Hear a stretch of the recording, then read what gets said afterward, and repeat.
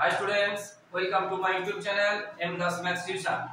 আজকের ক্লাস 8 এর কোষে দেখি 12 মিশ্রণ অধ্যায়ে আজকের মোস্ট ইম্পর্টেন্ট কতগুলো করাবো, ইম্পর্টেন্ট অঙ্কগুলো আছে, তাই মন দিয়ে দেখতে থাকো বন্ধুরা। তো 8 এর জায়গায় অঙ্কটাতে আছে রেশমি খাতুন 3টি সমান মাপের গ্লাস শরবত পূর্ণ করেছে। এই 3টি গ্লাসের শরবতে জল ও সিরাপের পরিমাণের অনুপাত দেওয়া আছে 3:1, 5:3 এবং 9:7। আমি ওই 3টি গ্লাসের শরবত একটি বড় পাত্রে ঢেলে নিলাম। হিসাব করে দেখি নতুন পাত্রে জল ও সিরাপের পরিমাণের অনুপাত কি। তাহলে এটা একটু সহজ অঙ্ক আছে আগের থেকে। তাহলে প্রথম পাত্রে জল ও সিরাপ বলেছে 3:1। প্রথম পাত্রে জল ও সিরাপ, তাহলে এটাই আমরা লিখব প্রথম পাত্রে জল অনুপাত,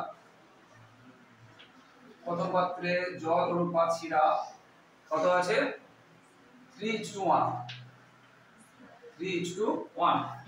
তাহলে জলের আনুপাতিক ভাগ বা জল কত অংশ হবে, তাহলে জল হবে 3/4 অংশ বা জলের আনুপাতিক ভাগ 3/4 অংশ এবং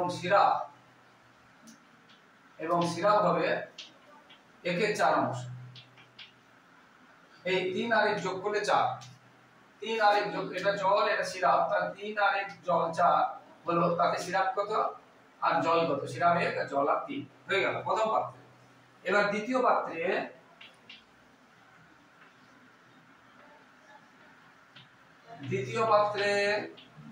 জল অনুপাত সিরাপ কত আছে 5:3। দ্বিতীয় পাত্রে জল সিরাপ কত আছে 5:3। তাহলে জল কত হবে 5 আর 3 যোগ করলে 8 হবে, তাহলে 5/8 অংশ এবং সিরাপ হবে কত 3/8 অংশ। এবং তৃতীয় পাত্রে 9:3, এটা তৃতীয় পাত্রে জল অনুপাত সিরাপ কত আছে বইতে 9:7। তাহলে জল কত, তাহলে 9 আর 7 যোগ করলে 16, তাহলে 9/16 অংশ এবং সিরাপ কত 7/16 অংশ। এবারে 3টে পাত্রের জল একটা নতুন পাত্রে মেশানো হবে। তাহলে প্রথম পাত্রে আমরা জল কত পেলাম 3/4 অংশ, দ্বিতীয় পাত্রে জল কত হলো 5/8 অংশ, তৃতীয় পাত্রে জল কত হলো 9/16 অংশ। তাহলে মোট জল কত হবে, তিনটেকে যোগ করতে হবে। আর সিরাপ প্রথম পাত্রে কত 1/4, দ্বিতীয় পাত্রে 3/8 এবং তৃতীয় পাত্রে 7/16, এই তিনটেকে যোগ করতে হবে। তাহলে নতুন পাত্রে মোট জল কত, মোট সিরাপ কত আর মোট আমরা এটা বের করব, কারণ নতুন পাত্রে বলেছে জল ও সিরাপের অনুপাত কত। তাহলে এখানে নতুন মিশ্রণ এবং নতুন পাত্রে বলেছে হিসাব করে কি নতুন পাত্রে, তাহলে নতুন পাত্রে মোট জল কত হবে, প্রথম পাত্রে কত ছিল 3/4 অংশ, দ্বিতীয় পাত্রে কত ছিল 5/8 অংশ এবং তৃতীয় পাত্রে কত ছিল জল তৃতীয় পাত্রে ছিল 9/16 অংশ। তিনটি পাত্রে মোট জল পেয়ে গেলাম। এবার তিনটি পাত্রে মোট জল পেয়েছি, তিনটি পাত্রে এর আগে যোগ করব, যোগ করে আমরা কত পাই বের করব। নতুন পাত্রে মোট জল কত হচ্ছে এত অংশ নাকি। এটা আমরা যদি লসাগু করি 4 8 আর 16 লসাগু কত হবে 16 হবে। 4 8 আর লসাগু 16 হবে। 4 দিয়ে ভাগ করলে 4 4 এ 16, 4 কে 3 দিয়ে গুণ করলে 3 4 এ 12, 8 দিয়ে ভাগ করলে 16 কে 2, তাহলে 5 দিয়ে 10 আর 16 কে 16 দিয়ে ভাগ করলে এটা হবে এত অংশ। আমরা এটা যদি যোগ করি তাহলে কত হবে 12 10 এ 22, 22 9 31, 31/16 অংশ, 31/16 অংশ নতুন পাত্রে মোট জল। এবারে নতুন পাত্রে মোট সিরাপ কত হবে, নতুন পাত্রে মোট সিরাপ কত হবে। প্রথম পাত্রে সিরাপ ছিল 1/4, দ্বিতীয় পাত্রে সিরাপ ছিল 3/8 আর তৃতীয় পাত্রে সিরাপ ছিল 7/16 অংশ। তাহলে এবারে আমরা এগুলো লিখি। তাহলে প্রথম পাত্রের সিরাপ, দ্বিতীয় পাত্রের সিরাপ এবং তৃতীয় পাত্রের সিরাপ আমরা কি করলাম, যোগ করলাম। তাহলে নতুন পাত্রে মোট সিরাপ কত আমরা পাবো। এবার এটাও লসাগু করব। 16 হবে, 4 4 এ 16, 4 1 এ 4, 8 দিয়ে 16, 3 দিয়ে 6, 16 1 এ 16, 7 1 এ 7। ঠিক আছে, অংশ। তো সমান আমরা এখানে লিখছি। তাহলে 6 4 10 7 17, 17 16 অংশ। তাহলে নতুন পাত্রে মোট জল পেলাম 31 এ 16 অংশ এবং মোট সিরাপ পেলাম 17 16 অংশ। তাহলে নতুন পাত্রে সিরাপ ও জলের অনুপাত বা জল ও সিরাপের অনুপাত আগে কার কথা বলেছে, আগে যেহেতু জলের কথা বলেছে তাহলে আমরা আগে জল লিখব। অতএব নতুন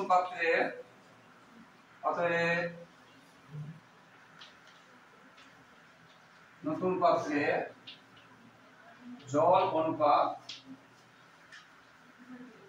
সিরাপ। জলটা আমরা কত পেয়েছি, নতুন পাত্রে জল পেয়েছি 31/16, 31/16।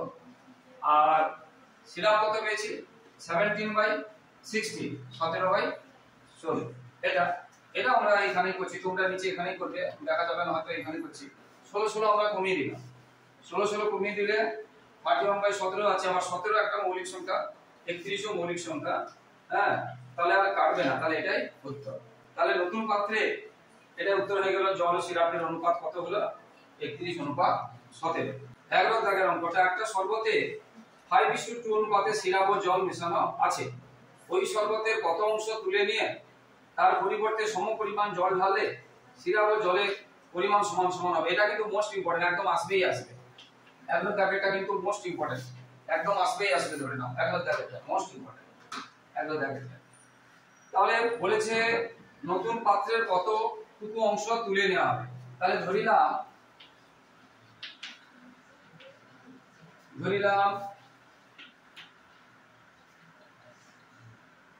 কত, আচ্ছা ধরিলাম বলছে ওই শরবতের কতটুকু অংশ। ধরিলাম এই শরবতের x অংশ, কত অংশ, x অংশটা বইতে আছে, তুলে নিয়ে সমপরিমাণ জল ঢালতে হবে। এটা তোমরা লিখবে, x অংশ তুলে নিয়ে সমপরিমাণ জল ঢালতে হবে, বইতে যেটা আছে। এখন পাত্রে 5:2 অনুপাতে সিরাপ ও জল আছে। তাহলে সিরাপ অনুপাত জল বইতে বলা আছে কত না, 5:2। সিরাপ ও জল কত, 5:2। তাহলে x অংশে তো তোলা হয়েছে, x অংশে সিরাপ কত হবে, 5 যাতে যোগ করলে কত হবে, 7 গুণ x অংশ। মোট অংশ কত ধরেছি, x ধরেছি না, যেটা তোলা হবে। ধরিলাম ওই শরবতের x অংশ তুলে নিয়ে, এটা লিখবে তোমরা, x অংশ তুলে নিয়ে সমপরিমাণ x অংশ যেটা আছে তোমরা লিখবে, তুলে নিয়ে সমপরিমাণ, এটা ভাষাটা লিখবে যেটা বইতে আছে, এটা লিখবে। আর যেটা থেকে তোলা হয়েছে তাতে 5:2 জল আর সিরাপ আর আছে, সিরাপ আর জল আছে 5:2। তাহলে x অংশে সিরাপ কত, এটা সিরাপ এটা জল, তাহলে 5/7 ইনটু এটা। আর ওই x অংশে জল কত 2, তাহলে 2/7 ইনটু x অংশ, 2/7 ইনটু x অংশ, 2/7 ইনটু x অংশ হয়ে গেল। এবারে কি বলেছে, এটা কিন্তু তোলা হয়েছে আর সমপরিমাণ জল ঢালা হয়েছে। এটা এত অংশ কি করা হয়েছে, এত অংশ সিরাপ এবং এত অংশ জল তুলে নেওয়া হয়েছে। পরিবর্তে কি বলেছে, পরিবর্তে সমপরিমাণ জল ঢালা হয়েছে। আবার এর অর্থ বলাই আছে সমপরিমাণ জল ঢালা আছে নাকি, আবার x অংশ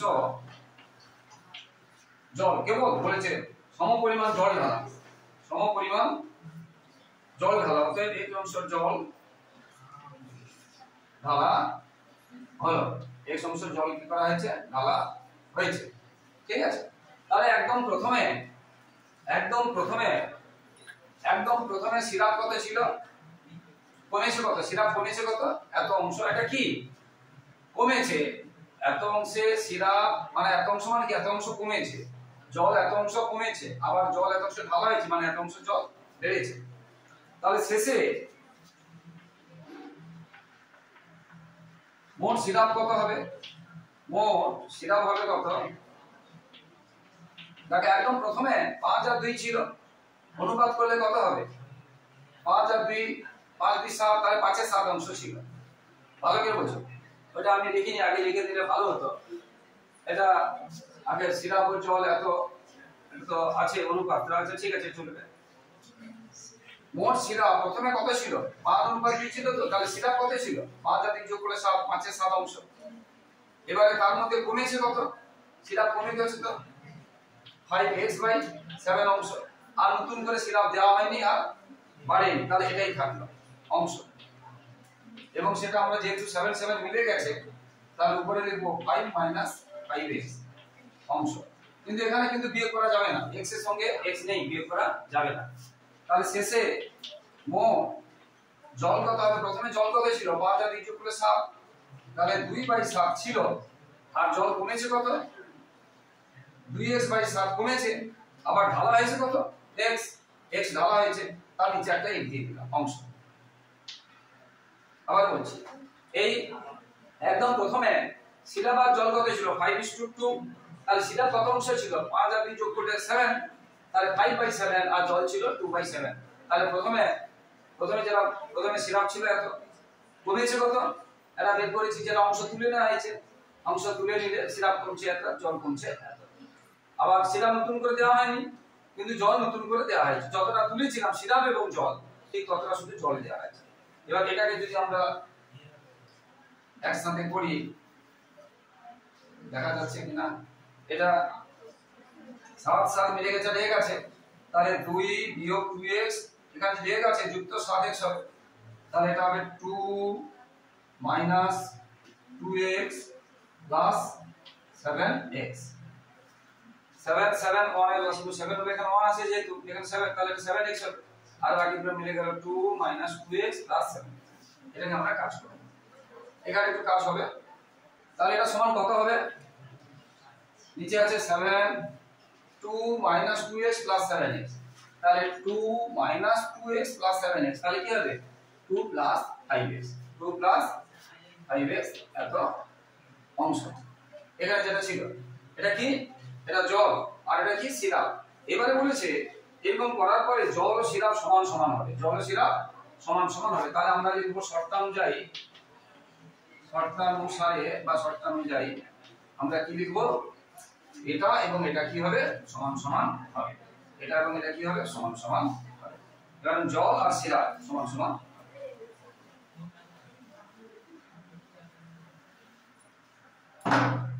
তাহলে শর্তানুসারে 5 - 5x/7 সমান, আর এখানে কত বেরিয়েছে?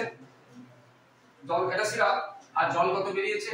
2 প্লাস 5x/7। বইতে বলেছে সমান সমান হবে। শেষে যে জল এবং শেষে যে সিরাপ যেটা দিয়েছে, দুটো সমান সমান হবে। তাহলে বা দুটো 7 কমিয়ে দিলাম, 5 - 5x সমান 2 প্লাস 5x। আমাদের যেহেতু x এর মান বের করতে হবে, x টা এদিকে আনবো, তাহলে -5x 2 মাইনাস, এর 5 টা এদিকে, সাইনটা কি হয়? এদিক থেকে ওদিকে গেলে চেঞ্জ হয়। এই 5 টা চেঞ্জ হয়েছে, এই 5 টা দেখো চেঞ্জ হয়েছে। বা দুটো মাইনাস থাকলে যোগ হয়, কিন্তু চিহ্ন হবে, দুটো মাইনাস থাকলে যোগ হবে কিন্তু চিহ্ন হবে মাইনাস। আর এখান থেকে কি বের হলো? এটা যে বড় তার চিহ্ন হবে। এবারে দুটোর মাইনাস তুলে দিলাম, তাহলে আমরা লিখতে পারি 10x সমান 3, বা জায়গা নেই আমি এখানে লিখাচ্ছি, তাহলে x সমান 3/10। তাহলে কত অংশ তোলা হলো? তাহলে x সমান 3/10।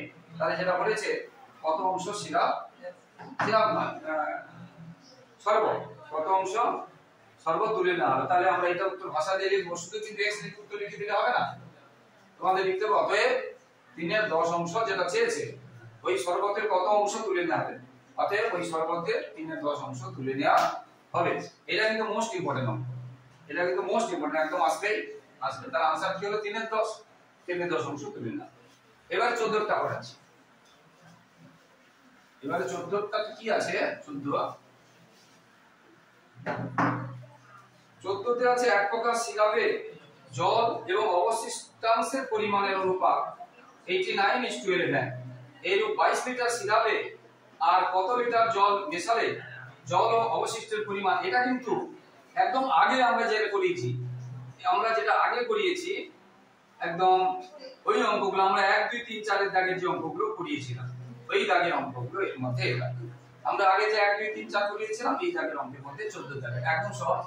আচ্ছা তাহলে 14 এর পরে আরো একটা অঙ্ক করাবো, আমি 10 একটা ছেড়ে গেছি, 10 টাও করাবো। মোস্ট ইম্পর্টেন্ট অঙ্ক আছে, মোস্ট ইম্পর্টেন্ট অঙ্ক আছে। তাহলে 14 দাগেরটাতে কি আছে?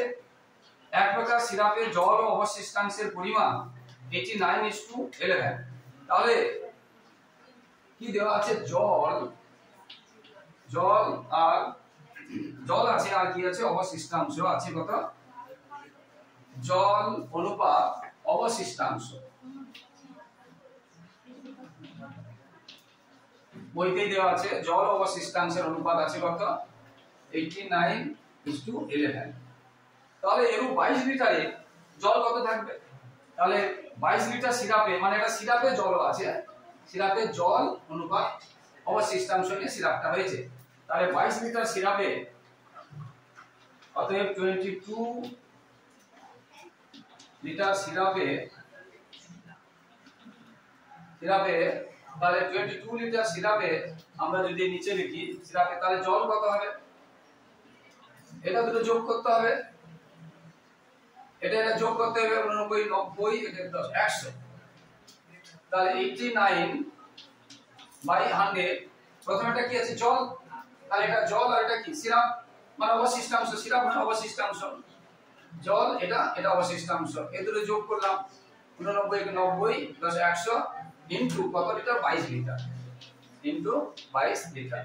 এবার আমরা কাটবো না, একটু কেটে কিছু লাভ নেই, থেকে গেল, ওইটা থেকে গেল, ওটা থাকবে। এবং এটা বড় গুণ কাটাকাটি হচ্ছে, বড় গুণ কাটাকাটি হচ্ছে। আচ্ছা কেটে দিচ্ছি, বেশি কাটছে না। 11:50।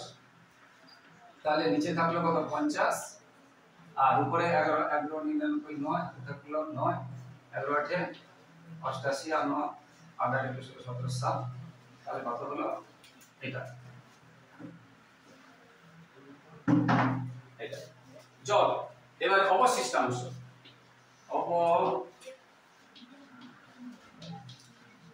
অবশিষ্টাংশ কত আছে? 11। তাহলে 11 বাই দুটো যোগ করে কত? 100 কিন্তু মোট কত লিটার? 22 লিটার।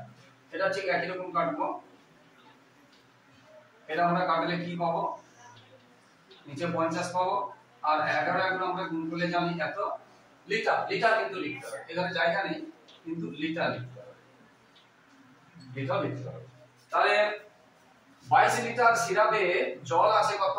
এত লিটার, আর অবশিষ্টাংশ আছে এত লিটার, বেরিয়ে গেল।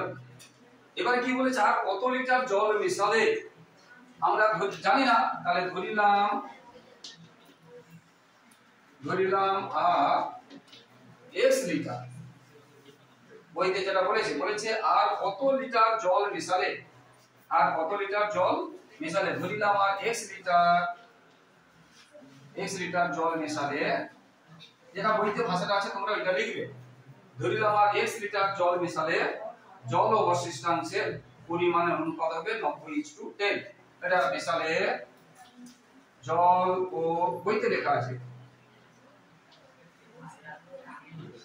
অবশিষ্টাংশের অনুপাত হবে বইতেই লেখা আছে কত না? 90:10। 90:10। ঠিক আছে। কত অংশ, কত লিটার মেশালে? ধরলাম x লিটার। কি বলেছে? কত লিটার জল? আমাদের জল আগে কত ছিল? জল আমাদের কত ছিল? এটা ছিল। আর অবশিষ্ট কত ছিল? এটা ছিল। তাহলে এর সাথে আর জল আমরা কত মিশাবো? x মিশাবো। তাহলে যুক্ত x, অবশিষ্ট কমানো হয়নি আর বাড়ানো হয়নি, এটা থাকলো, এবং অনুপাত হবে 9:10। তাহলে শর্তানুযায়ী, এখানে জায়গা নেই, আমি মুছে দিয়ে লিখছি,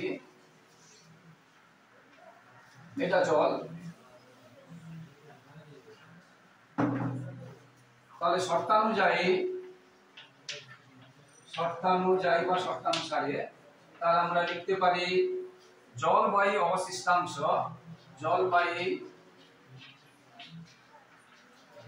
অবশিষ্টাংশ, পরের অনুপাত কত বলেছে? 90/10। আমরা 0 0 কেটে দেবো পরে, পরে জল ও অবশিষ্টাংশ শর্তানুযায়ী পরে জল ও অবশিষ্টাংশ হবে 90 এবং 10 এবং আমরা কত লিটার জল বলেছি x লিটার। তাহলে জল যেটা আগে কত ছিল, জল আগে কত ছিল 979/50 প্লাস আমরা x মিশিয়েছি, এটা জল হলো, এটা মূল রেখা। এরপরে অবশিষ্টাংশ কত হয়েছে 100/50 বাই অবশিষ্টাংশ কত হয়েছে দেখো 100/50 121/50 অবশিষ্টাংশ জল বাই অবশিষ্টাংশ, জলটা ছিল অবশিষ্ট এটা হয়েছে কত হবে বলেছে 90/10। তো আমরা এটা ছোট করে দিতে পারি, এটা আমরা এই যে 50 আছে, এই 50 থাকলো উপরে কত 979 প্লাস এই যে 1 আছে না, 1 লসের করে উপরে 50x হবে, এই অংশটা দেয়া হবে। মানে এক লাইনে তোমরা করতে পারবে না, আমি কেটে দিয়েছিলাম, কিন্তু এক লাইনে তোমরা পারবে না। এইবার আমরা কাটতে দেখো এই পুরোটা নিচে 50 আছে, এবার এই 50 আমরা কাটতে পারি, ঠিক আছে। এবার আমরা 50 কাটতে পারি, ওই জন্য এক লাইনে কাটলে এখানে 50 দিতে হবে, না হলে ভুলে যাবে। এবার এটা কেটে গেছে, এটা আর এটা ছোট হয়ে গেছে, তাহলে এটা বাই এটা প্লাস এটা বাই এটা সমান এটা, তাহলে আমরা কি পাচ্ছি এবারে আরেকটা লাইন যদি করি 979 প্লাস 50x বাই 121 ইকুয়াল 9/1। এবারে আমরা কোণাকুণি গুণ করব, বজ্র গুণন, এটাকে এটা দেব, এটাকে এটা দেব, একে গুণ করে তো সেই সংখ্যাই থাকবে, তাহলে যে 9 দিয়ে গুণ করব, তাহলে তোমরা নিচে লিখবে, আমি এখানে লিখে দিচ্ছি জায়গা নেই বলে, একে গুণ করলে সেটাই থাকবে। তাহলে 979 প্লাস 50x সমান এটা 9 দিয়ে গুণ করব, 9 কে 9 মধ্যে আকার থাকলে এটা হলো, বা আমাদের x এর মান বের করব, তাহলে x টা এইদিকে থাকবে আর সংখ্যাগুলো ওইদিকে যাবে। আমরা এটা বিয়োগ করব, এখানে জায়গা নেই, উপর দিকে করতে, তোমরা কিন্তু পরপর করবে, আমি কিন্তু উপর দিকে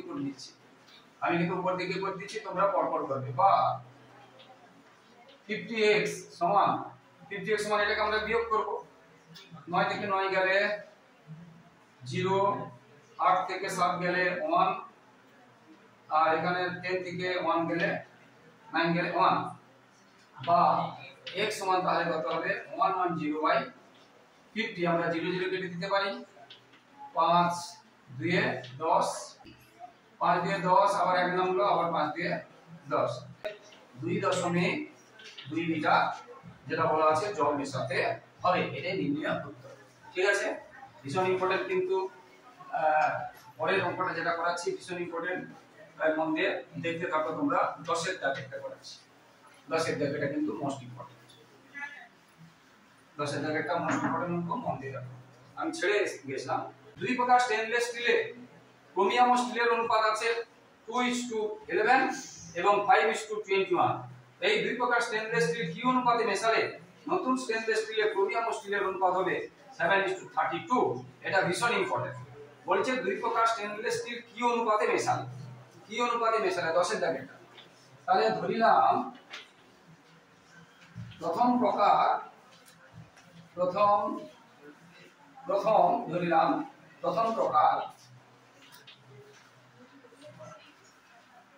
x কেজির সঙ্গে, বা প্রথম প্রকার x কেজির সঙ্গে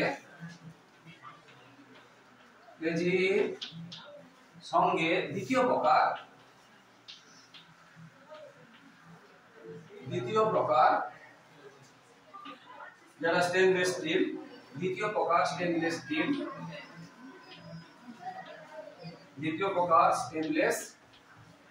স্টিল y কেজি, কত কেজি y কেজি বলেছে, কিভাবে মেশানো হয়েছে।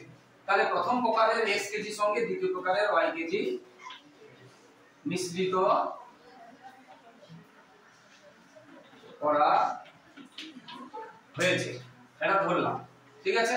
তাহলে x কেজিতে প্রথম প্রকারের স্টিলে ক্রোমিয়াম ও স্টিলের অনুপাত কত আছে, বইতে দেওয়া আছে। প্রথম প্রকারে ক্রোমিয়াম, আমি শুধু কয়েলটা লিখলাম, তোমরা পুরো লিখবে, ক্রোমিয়াম অনুপাত স্টিল আমি শুধু যন্ত্রের সহিত এসে লিখলাম। প্রথম প্রকারে কত আছে 2:11, আমি ক্রো লিখেছি, তোমরা পুরোটা লিখবে ক্রোমিয়াম, আমি স্টিল লিখেছি, তোমরা পুরো স্টিল লিখবে 2:1।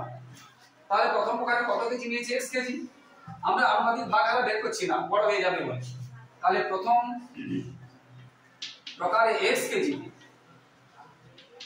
x কেজিতে ক্রোমিয়াম সমান, তাহলে ক্রোমিয়াম কত? 2, আর 2 আর এটা যোগ করলে কত? 13 ইনটু মোট কত প্রথম প্রকারে নিয়েছি? x KG. ভালো করে বোঝো, প্রথম প্রকারে x কেজিতে ক্রোমিয়াম কত? আর এটা তো ক্রোমিয়াম আর এটা স্টিল, যোগ করলে কত? 13, আর 2 এর 13 গুণ কত কেজি? x KG. এটা হবে।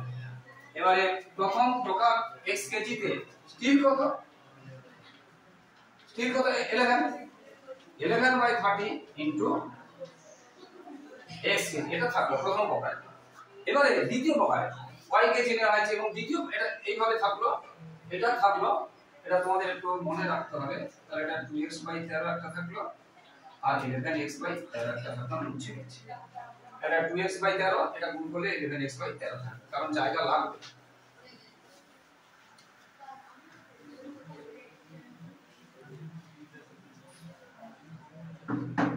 এবারে দ্বিতীয় প্রকারে, এবার বলেছে দ্বিতীয় প্রকারে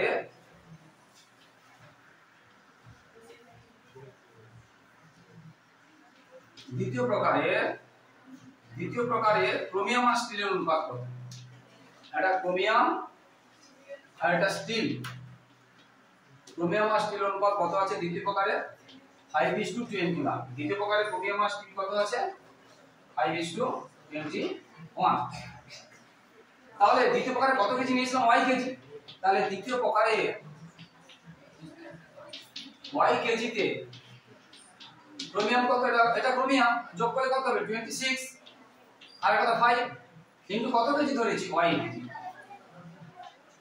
দ্বিতীয় প্রকারের y কেজিতে ক্রোমিয়াম কত? y কেজিতে গুণ করতে হবে ক্রোমিয়ামের, এটা তার অনুপাত যোগ করতে হবে দুটো। আর দ্বিতীয় প্রকারের y কেজিতে স্টিল কত? এটা কত? স্টিল, আর মোটটা হচ্ছে 6 ইনটু y কেজি। দ্বিতীয় প্রকারের ক্রোমিয়াম কত পেয়ে গেলাম আর স্টিল কত পেয়ে গেলাম। এবার নতুন প্রকার, অতএব নতুন প্রকারে দুটো যেটা মেশানো হয়েছে, নতুন প্রকারে মোট ক্রোমিয়াম কত? দেখো প্রথম প্রকারে ক্রোমিয়াম ছিল 2x/13, এখানে লিখে রেখেছি। আর দ্বিতীয় প্রকার থেকে কত পেয়েছি ক্রোমিয়াম? দেখো 5y/26 কেজি। এটা কিন্তু x, এটা কিন্তু y, আলাদা আছে, ঠিক আছে? এটা আমরা যদি লসাগু করি, 26 লসাগু হলো 13 2 26 2, তাহলে 2 দিয়ে 4x, এটা 26 মিলে গেছে 5y কেজি। এটা থাকলো। এবারে নতুন প্রকারে মোট ক্রোমিয়াম হয়েছিল, এবার স্টিল। মোট স্টিল কত? দ্বিতীয় প্রকারে প্রথম প্রকারে কত? 11x/13, আর দ্বিতীয় প্রকারে কত? 21y/26 KG. এটাকে আবার আমরা লসাগু করব। এটা যদি লসাগু করি, আমি এখানে লিখাচ্ছি, এখানে জায়গা হয়তো দেখা যাবে না, এই জন্য 26 13 দিয়ে 26 2, তাহলে 11 দিয়ে 22 21 হয়। এটা কি? কেজি। তাহলে দেখো নতুন প্রকারে মোট ক্রোমিয়াম পেয়ে গেলাম এটা, আর নতুন প্রকারের মোট স্টিল পেয়ে গেলাম এটা, এবং এর অনুপাতটা বইতে দেওয়া আছে। তাহলে এটা ক্রোমিয়াম, এটা স্টিল, আর সেই অনুপাতটা দেওয়া আছে। সেই অনুপাতটা বইতে দেওয়া আছে কত? নতুন প্রকারে হবে 7:32, 7:32। অতএব আমরা কি লিখতে পারি? এটা কিন্তু মোস্ট ইম্পর্টেন্ট অঙ্ক, যেটা বারবার বলছি, মোস্ট ইম্পর্টেন্ট অঙ্ক। এবং 11টা মোস্ট ইম্পর্টেন্ট অঙ্ক, 11টা ভীষণ আছে, একদম 11টা ভীষণ। আচ্ছা, তাহলে শর্ত অনুযায়ী আমরা কি লিখতে পারি? শর্ত অনুযায়ী আমরা কি লিখতে পারি? দেখো এখানে বলেছে ক্রোমিয়াম আর স্টিল হচ্ছে 7:32। তাহলে ক্রোমিয়াম কত হয়েছিল এটা? তাহলে ক্রোমিয়ামটা লিখি আগে 4x + 5y/26, এটা ক্রোমিয়াম, বাই এটা মূল আকারটা বড় রাখবে, বারবার বলেছি। ক্রোমিয়াম বাই স্টিল, কত হয়েছে নতুন প্রকারে? এটা ক্রোমিয়াম হয়েছে, আর নতুন প্রকারে স্টিল কত হয়েছে? এটা 26 22x plus 22x plus 22y এবং অনুপাতটা বইতে কত বলেছে 7/32 7/32 7/32 এবারে আমাদের এটাকে সরল করতে হবে। একটু বড় আছে কিন্তু মন দিয়ে শুনতে হবে, ধীরে ধীরে শুনতে হবে, তোমাদের রিপিট আরেকবার ব্যাকে গিয়ে শুনে নেবে একবার যদি না হয়। এরপর দেখো এই নিচে 26 এটা কেটে দিলাম, তাহলে এত বাই এত সমান এত বাই এত, তাহলে 4x plus 5y 22x plus 22y equal 7/32। এটা বড় বড় গুণ হবে, গুণ যদি করি যে কোনো একটা দিয়ে গুণ করো, এটা দিয়ে এটাকে এটা দিয়ে এটাকে এটা যদি গুণ করি 4 2 8 4 3 12 5 2 10 5 3 15 7 দিয়ে যদি গুণ করি 7 দিয়ে 14 এটা থাকলো 7 দিয়ে যদি গুণ করি এটা থাকলো। এবারে আমাদের x গুলো সব একদিকে নিয়ে আসবো, x গুলোকে আমরা একদিকে নিয়ে আসবো, এটা এদিকে চলে এলো। একটু বড় অঙ্ক কিন্তু দৃষ্টিভাবে করতে হবে। আর y গুলোকে ওইদিকে নিয়ে যাব, এটা চলে গেল। এবার x এর সঙ্গে x এর যোগ বিয়োগ হবে, কে বড় আছে দেখো, কিন্তু এটা কিন্তু বড় আছে, চিহ্ন কিন্তু মাইনাস হবে, এটা তোমরা খেয়াল রাখবে, শুধু উত্তর মিলিয়ে দিলে হবে না, কে বড় আছে দেখতে হবে। তাহলে এইটা থেকে এটা বিয়োগ হবে, তোমরা রাতে বিয়োগ করবে, মুখোমুখি ভুল হয়ে যেতে পারে। 14 8 গেলে 6, এখানে থাকবে 1 এখানে নিচে আছে 2, উপরে 1 হয়ে গেছে 11, 2 গেলে কত 9, এক তো চলেই গেছে, বুঝতে পেরেছো? এটা তোমরা রাতে করে নেবে যাতে না ভুল হয়। হ্যাঁ, ভুল হয়ে গেল তোমরা রাতে করে নেবে। দেখো 154 108 14 54 ছিল, তখন ভাগনের দরকার ছিল না উপরে। আচ্ছা 14 8 6 14 এখানে কত থাকলো 4 এ 2 থাকলো, কত থাকলো 2। আর এখানেও কিন্তু বড় আছে, এটা মাইনাস, এটা থেকে এটা বিয়োগ করবে, এটা হবে কত 13। তোমরা রাতে বিয়োগ করবে যাতে না ভুল হয়, সবসময় রাত পরিষ্কার পরিচ্ছন্ন করবে। এবারে আমরা লিখবো, নিচে লিখবো, কিন্তু আমি ওখানে করেছি এর মাইনাস তুলে দেবো, তোমরা নিচে লিখবে, আমি এখানে করে দিচ্ছি। তাহলে এর মাইনাস আর এর মাইনাস তুলে দিলাম, নিচে লিখবে এর মাইনাস তুলে দিলাম। এরপরে এখানে কি বলেছে, কি অনুপাত চেয়েছে।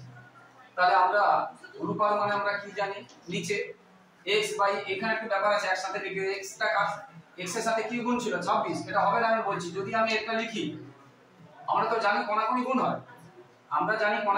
হয়, আমি যদি এটা লিখি তাহলে কিন্তু 13 এর সাথে গুণ হয়ে যাচ্ছে, x হবে না, সেই জন্য এটা খেয়াল রাখবে।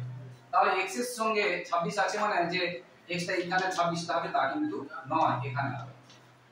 দেখেছো? এবারে দেখো এটা সেটা হচ্ছে কিনা। তাহলে এবারে 13 আর 26 আমরা জানি 13 আর 26 কাটলে কত হচ্ছে 1 আর 2, তাহলে এখানে তো জায়গাটা হচ্ছে না, তাহলে x অনুপাত y সমান আমরা কি পাচ্ছি 1:2 1:2, এটা आंसर। এটা কিন্তু ভীষণ ইম্পর্টেন্ট আছে বন্ধুরা। তো যারা আমার ইউটিউব চ্যানেলটি দেখছো সকলকে আন্তরিক শুভেচ্ছা অভিনন্দন ধন্যবাদ। আর যারা আমার চ্যানেলে নতুন একটু আমার পাশে থাকো, একটু হেল্প করো, লাইক কমেন্ট শেয়ার করবে আর একটু সাবস্ক্রাইব অবশ্যই করবে, আর বন্ধুদেরকে শেয়ার করবে এবং পাশে থাকা বেল আইকনটা অন করে দেবে যাতে সমস্ত নোটিফিকেশন তোমাদের কাছে পৌঁছে যায়। সবাই খুব ভালো থাকো, সবার ভবিষ্যৎ ভালো হোক। মোস্ট ইম্পর্টেন্ট কিন্তু বারবার বলছি, এখান থেকে কিন্তু পরীক্ষায় পাবে, এই চ্যাপ্টার থেকে কিন্তু অঙ্ক একদম আসবে। মোস্ট ইম্পর্টেন্ট কতগুলো অঙ্ক আছে যেটা আমি বারবার বলছি, যে 10 এর দাগের 11 এর দাগের মোস্ট ইম্পর্টেন্ট আছে, বুঝতে পেরেছো? 8 এর দাগের 9 এর দাগেরটা মোস্ট ইম্পর্টেন্ট আছে, এগুলো কিন্তু তোমরা বারবার করে যাবে। ভালো করে সবাই খুব ভালো থাকো, সবার ভবিষ্যৎ ভালো হোক। জয় হিন্দ, বন্দে মাতরম।